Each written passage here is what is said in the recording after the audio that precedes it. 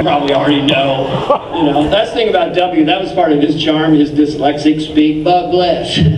God bless Americans. We're going to protect freedom in here at home and on abroad.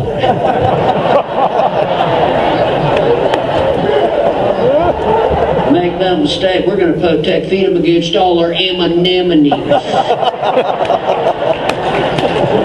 Like the floundering flounders proclamated in the Declaration of Independence.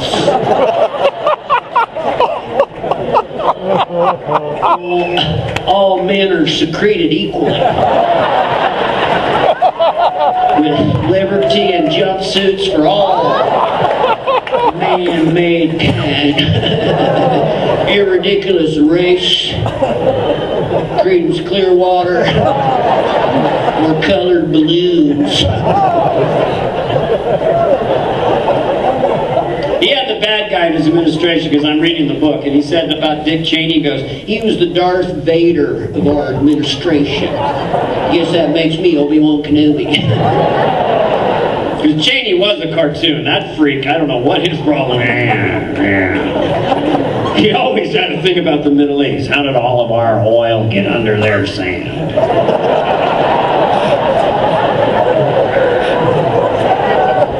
Then he shoots a guy in the face. That was the worst moment. He has to call Bush Jr. You know, hey Dick, how'd you do down there in Texas? You bag of quail? Not exactly, Mr. President. I unloaded the full complement of my buckshot into the face and neck of a 78-year-old Texas lawyer. Goddamn, Dick, you're the gift that keeps on giving.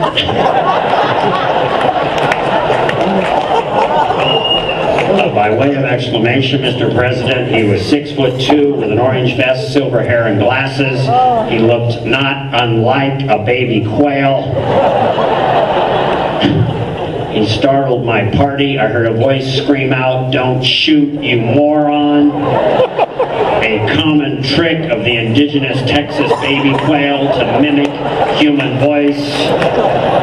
I screamed out, "Taste my lead, bitch," and squeezed the trigger.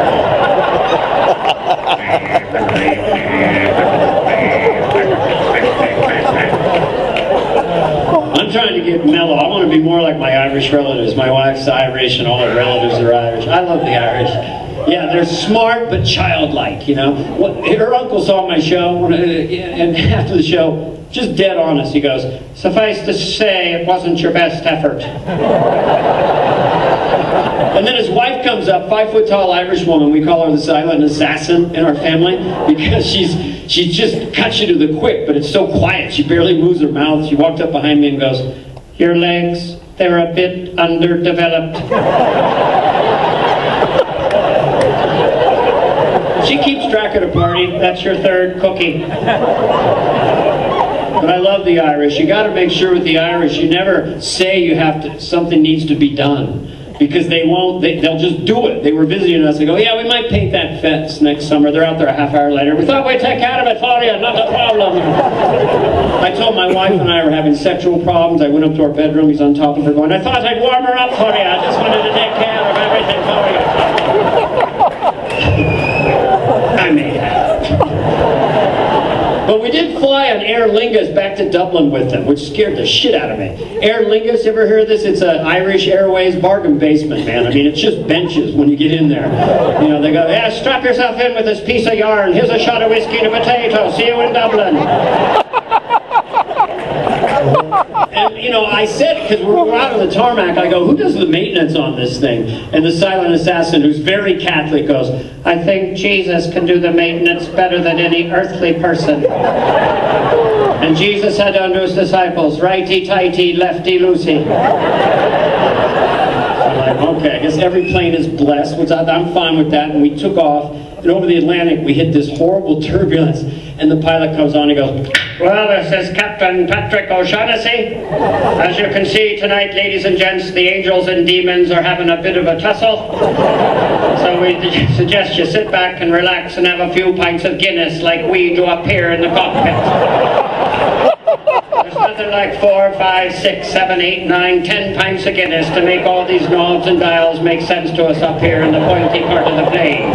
All the little switches and lights can make your head dizzy, but with a few of God's special liquid, Daddy gets his medicine, things make sense up here in the cockpit. So please be relaxed and remember to check under your seat because you should have an individual keg of Guinness beer. In the unlikely event your keg loses pressure, a little straw will come down from the ceiling, pull it down gently and suck the ice-cold Guinness into your mouth.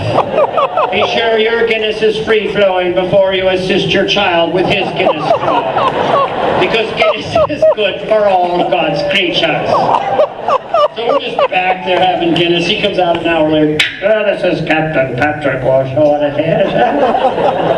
And I'm feeling righty-mighty, toasty-moosty, all right.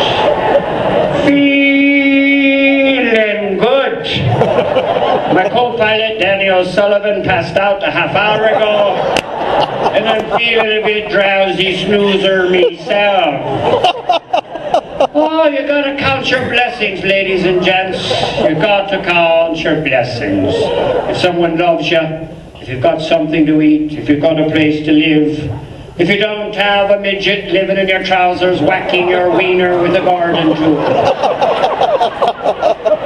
Oh, Danny boy, your heart's are calling.